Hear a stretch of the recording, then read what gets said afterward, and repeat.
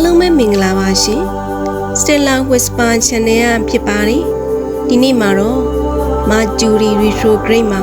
လုံးဝမလုပ်တဲ့အချက်၃ချက်ကို Stella Whisper ပြောပြပေးသွားမှာဖြစ်ပါတယ်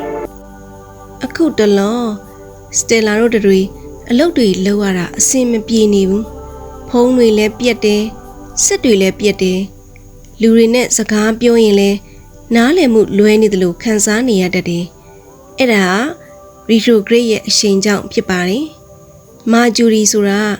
နက္ခတ်ပေဒမှာတော့ဆက်သွယ်ရေးတွေ idea တွေနဲ့ဉာဏ်ပညာနဲ့နည်းပညာတွေကိုအုပ်စိုးတဲ့ဂျိုဝဲဖြစ်ပါတယ်။သူကနေနဲ့အနီးဆုံးဖြစ်တယ်လို့အမြန်ဆုံးလဲသွားတဲ့အတွက်ကျမတို့ရဲ့နေ့စဉ်လူမှုဘဝဆက်ဆံရေးတွေအပေါ်မှာဓာတ်ရိုက်သက်ရောက်မှုရှိပါတယ်။အခုတော့မင်ယာတီပိဆက်တဲမှာဖေဖော်ဝါရီ26ကနေမတ်လ20ရက်နေ့အထိသူကနောက်ပြန်လှည့်တော့မှာဆိုတော့သူ့ရဲ့အကျိုးသက်ရောက်မှုကအပြောင်းအလဲအများကြီးရှိလာနိုင်ပါတယ်။ဒီမာဂျူရီရီထရိုဂရိတ်မှာလုံးဝမလှုပ်တဲ့အဓိကအရေးကြီးဆုံးအချက်၃ချက်ကို Stella Whisper ပြောပြပေးချင်တာကပထမဆုံးတစ်ချက်အနေနဲ့အရေးကြီးတဲ့ဆုံးဖြတ်ချက်အသစ်တွေမချပါနဲ့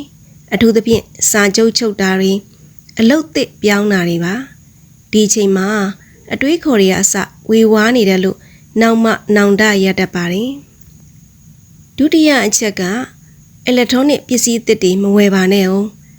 retrograde ကဆက်သွယ်ရေးနဲ့နည်းပညာတွေကိုအဓိကတက်ရောက်တာမို့လို့ဒီချိန်ဝယ်တဲ့ပစ္စည်းတွေကချွတ်ရင်းချက်တွေပါလာနေတတ်ပါတယ်နောက်ဆုံးတစ်ချက်ကတော့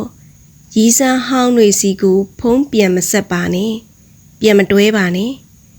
retrograde အချိန်ကြောင့်အတိတ်ကလူတွေပြန်ပေါ်လာတတ်ပေမဲ့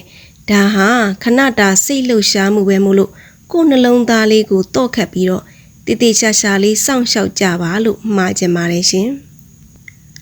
စိတ်ဝင်စားစရာကြေတာရဘူးတုဒ္ဒတွေအတွက်ကျမရဲ့ channel လေးကို follow လုပ်ထားဖို့မမေ့ပါနဲ့ဦးနော်အားလုံးပဲကံကောင်းကြပါစေရှင်